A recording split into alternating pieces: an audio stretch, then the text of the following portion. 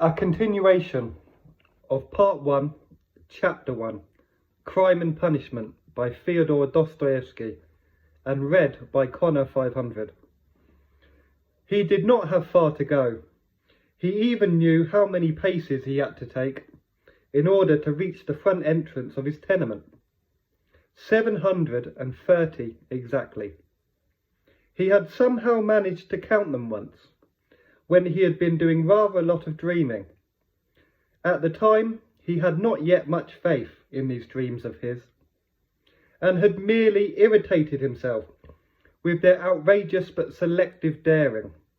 Now, a month later, he was beginning to see them differently, and, in spite of all his teasing monologues about his own impotence and lack of decision, had even come to view his outrageous dream as a practical undertaking, though he still did not really believe he was capable of carrying it through.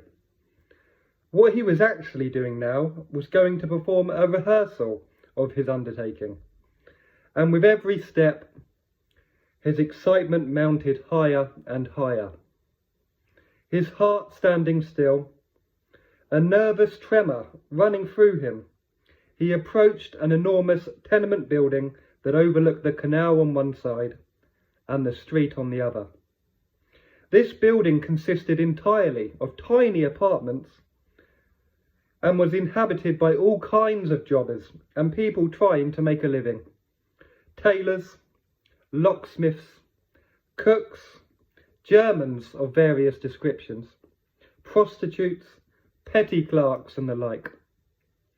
People kept darting in and out of both entrances and through the courtyards. Here, 3 or 4 yard keepers were usually on duty. The young man was most relieved not to run into any of them, and he immediately slipped unnoticed through the front entrance and up a staircase to the right. The staircase was dark and narrow, a back stair, but he was already familiar with all of this, had studied it, and on the whole the setting appealed to him. In darkness like this, even an inquisitive glance would hold no risk. If I'm as scared as this now, what would I be like should I go ahead with all of this plan? He found himself thinking as he reached the 4th floor. Here his way was barred by some loaders in soldiers' uniform who were carrying the furniture out of one of the apartments. He knew from earlier observation that a German government clerk and his family were living in this apartment. This means that the German's moving out now, and it also means for a while now, on this staircase and this landing, the old woman's apartment is the only one that's going to be occupied. That's just as well. You never know. He thought again, and rang the old woman's doorbell. The bell clanked faintly, as though it was made of tin rather than brass. The doorbells of the small apartments in buildings such as this nearly always made that kind of noise. He had forgotten what it sounded like, and the strange clanking suddenly appeared to remind him of something that came to his mind with great clarity. He gave a terrible shudder. On this occasion his nerves were simply not up to it. After a while, the door opened the merest slip. Through it, the occupant was scrutinising the newcomer with evident suspicion, and all that could be seen of her in the darkness was her small, glittering eyes. Observing all of the people on the landing, however, she took courage and opened the door the whole way. The young man stepped over the threshold into a dark hallway divided by a partition, behind which there was a tiny kitchen. The old woman stood in front of him, looking at him questioningly. She was a tiny, dried-up, little old woman of about 60 with sharp, hostile eyes, a small, sharp nose, and no head covering.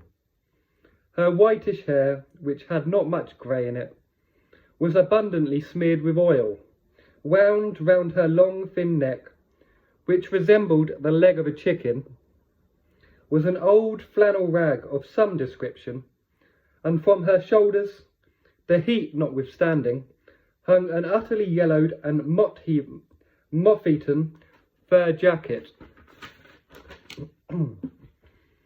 Every moment or so the old woman coughed and groaned. The young man must have glanced at her in some special way, for her eyes suddenly flickered again with her erstwhile suspicion. "My name's Raskolnikov. I'm a student. I came to see you about a month ago."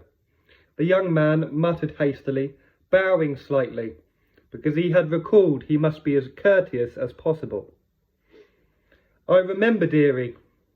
I remember your visit very well," the old woman said distinctively, without removing her earlier questionable gaze from his features.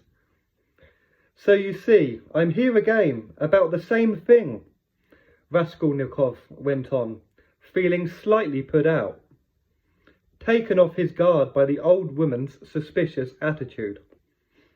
"I suppose she must always be like this, and I simply hadn't noticed it last time," he thought with an unpleasant sensation.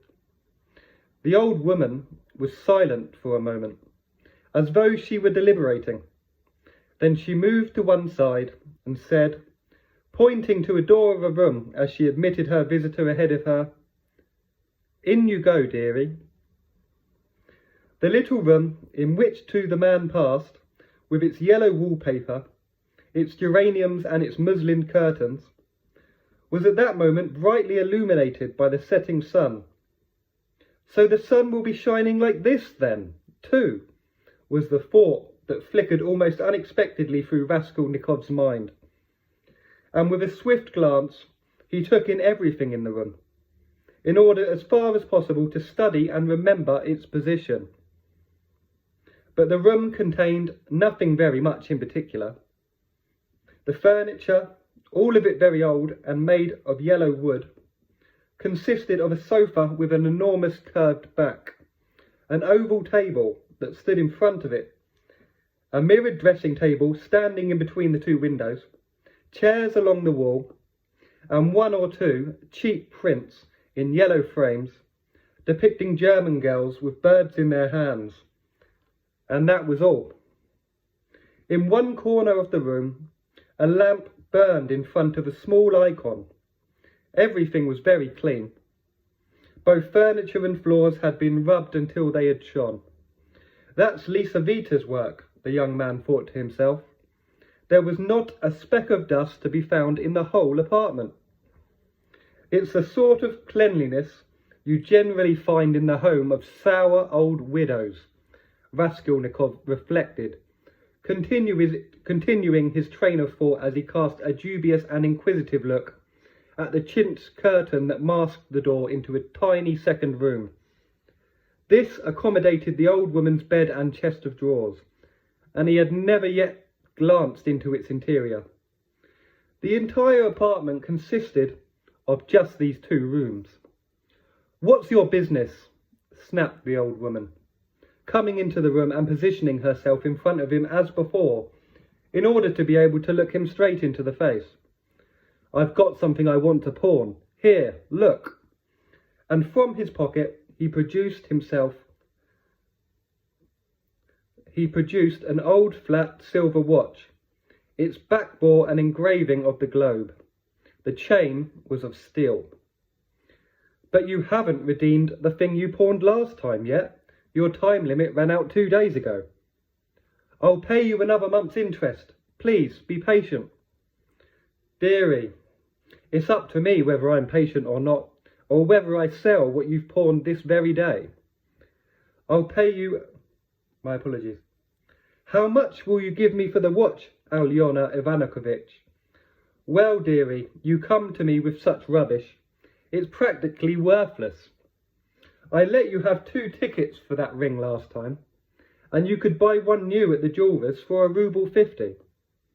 Let me have 4. I promise I'll redeem it. It belonged to my father. I'm expecting some money soon." Thanks again.